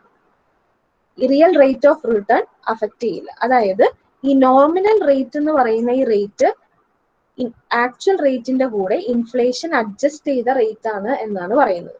അതായത് ഇപ്പൊ suppose inflation rate, real rate 10 ആണെങ്കിൽ ഇൻഫ്ലേഷൻ റേറ്റ് 2 ആയിരിക്കും ആൻഡ് നോമിനൽ റേറ്റ് 12. അതായത് ഈ real rate of return will remain stable. Actual rate of റിട്ടേണിൽ ഒരിക്കലും ചേഞ്ച് വരില്ല. ഇൻഫ്ലേഷൻ റേറ്റിൽ വരുന്ന ചേഞ്ച്, അതായത് ഇൻഫ്ലേഷനിൽ വരുന്ന ചേഞ്ച് ആണ് ഇൻട്രസ്റ്റിനെ എഫക്ട് ചെയ്യുന്നത് എന്നാണ് പറയുന്നത്. സോ ഇൻഫ്ലേഷനെ എക്സ്ട്രാ കൺസിഡർ ചെയ്യേണ്ട ആവശ്യമില്ല. ആക്ച്വൽ ഇൻട്രസ്റ്റ് റേറ്റിൽ is always incorporated with inflation എന്നാണ് ഫിഷർ എഫക്ട് തിയറി എന്ന് പറയുന്നത്. അതായത് And this is the equation. Nominal rate is equal to real rate of return plus inflation rate എന്നാണ് ഈ ഇക്വേഷൻ പറയുന്നത്. നോമിനൽ റേറ്റ് എന്ന് പറഞ്ഞാൽ ബാങ്ക് നമുക്ക് ഫിക്സഡ് ഡെപ്പോസിറ്റിന് തരുന്ന ഇൻട്രസ്റ്റിനെയാണ് നോമിനൽ റേറ്റ് എന്ന് പറയുന്നത്. ഇനി ഈ ആ നോമിനൽ ഇൻട്രസ്റ്റ് റേറ്റ് എന്ന് പറയുന്നത് 12ഉം ഇൻഫ്ലേഷൻ റേറ്റ് എന്ന് പറഞ്ഞാൽ 8ഉം ആണ്.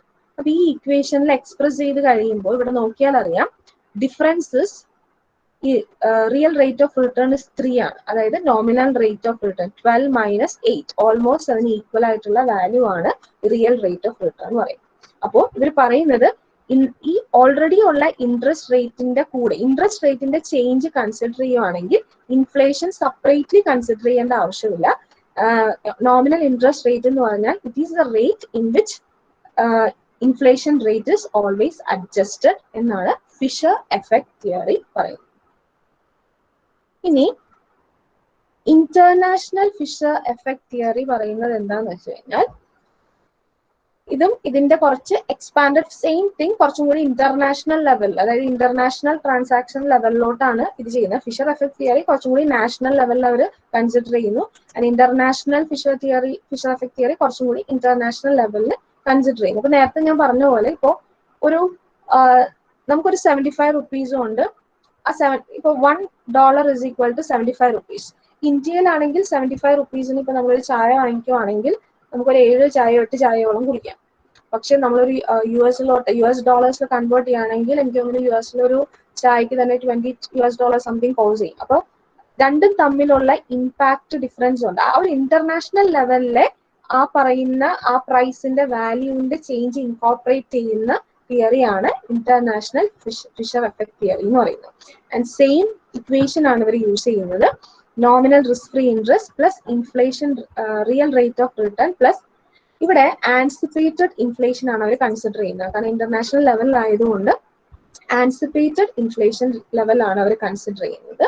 So here if it is estimated change in current exchange rate between any countries, അതായത് രണ്ട് കൺട്രീസ് തമ്മിലുള്ള എക്സ്ചേഞ്ച് റേറ്റിലെ എനി ചേഞ്ചസ് എന്ന് പറയുന്നത് it is directly proportionate to difference between two countries nominal interest rate. അതായത് രണ്ട് കൺട്രീസ് തമ്മിൽ exchange റേറ്റിൽ change വരുന്നതിന്റെ മെയിൻ റീസൺ എന്ന് പറയുന്നത് നോമിനൽ റിസ്ക് ഫ്രീ റിട്ടേണിൽ വരുന്ന ചേഞ്ചസ് ആണ്. അപ്പോൾ ഇതിൽ വരുന്ന ചേഞ്ചസ് എന്താണ് അനലൈസ് ചെയ്താൽ we can estimate what will be the changes in exchange rate എന്നാണ് പറയുന്നത്. ഒരേ ഒരു ഡിഫറൻസേ ഉള്ളൂ, ഇവിടെ ആൻസിപ്പേറ്റഡ് ഇൻഫ്ലേഷൻ കൺസിഡർ ചെയ്യും, ഇവിടെ ആക്ച്വൽ ഇൻഫ്ലേഷൻ കൺസിഡർ ചെയ്യും. And this is called international Fisher effect theory. ഇത് ഈ ഇൻട്രസ്റ്റ് പാരിറ്റി തിയറി കുറച്ചും കൂടി മനസ്സിലാവുമായിരിക്കും. ഫിഷർ എഫക്ട് തിയറിയും ഇന്റർനാഷണൽ എഫക്ട് തിയറിയും ഒക്കെ പ്യുവർ എക്കണോമിക്സ് ആണ്. അതിന്റെ ഒത്തിരി ഇന്നർ ആസ്പെക്ട്സ് പഠിച്ചാലേ അതിന്റെ കറക്റ്റ് ട്രാൻസാക്ഷൻസ് മനസ്സിലാവുള്ളൂ. അതാണ് ഞാനിത് ക്രിസ്പ് ആയിട്ട് പറഞ്ഞു തന്നത്. കാരണം നിങ്ങൾക്ക് അത്രയും ഡീറ്റെയിൽഡ് ആയിട്ട് പഠിക്കാൻ ആവശ്യമില്ലാത്തതുകൊണ്ട്, എങ്ങനെയാണ് അത് എഫക്ട് ചെയ്യുന്നതെന്ന് മാത്രമേ പഠിക്കാൻ ആവശ്യമുള്ളൂ. അതുകൊണ്ടാണ് ഞാൻ അത്രയും ക്രിസ്പ് ആയിട്ട് പറഞ്ഞത്. So this is the interest rate theories which affect the exchange rate. So this is all about various theories affecting the or operating in the international monetary system. Hope it is clear. If there is any doubts, please ask.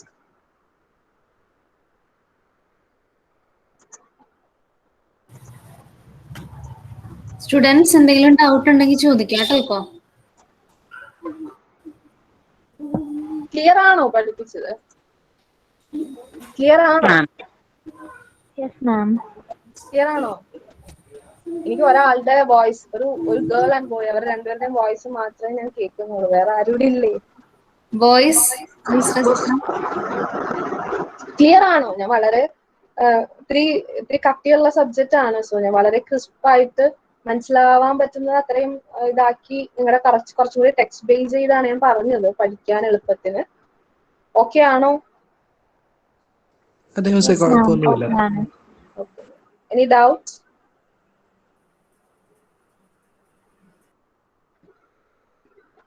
ഒരു ഡൗട്ടും ഇല്ല. എല്ലാ ദിവസം എടുത്തത് അത്യാവശ്യം കുഴപ്പമുണ്ടായില്ല.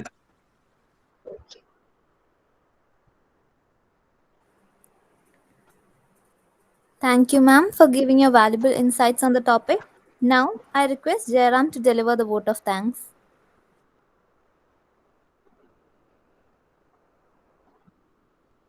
Hello, am I audible? Yeah, you are audible. Okay. Good evening to one and all. On behalf of Department of Commerce, St. Albert's College, Autonomous, I have been entrusted with the duty of delivering the vote of thanks.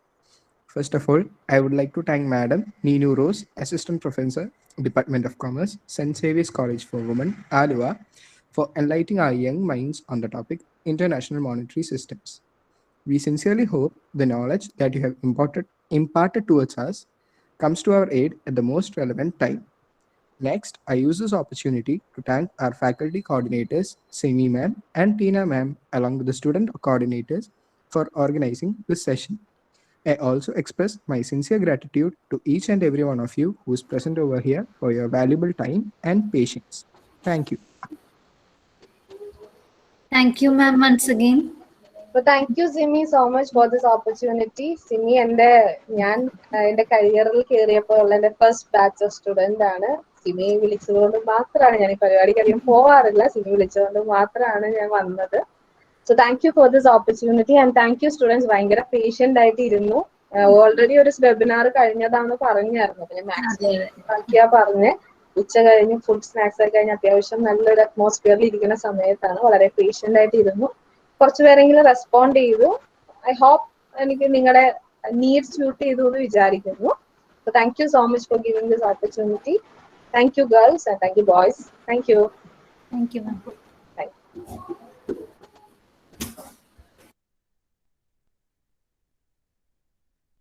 Okay, students, you may leave now. Thank you for the cooperation. Thank you all. Thank you, ma'am. Thank you, ma'am. Thank you, ma'am.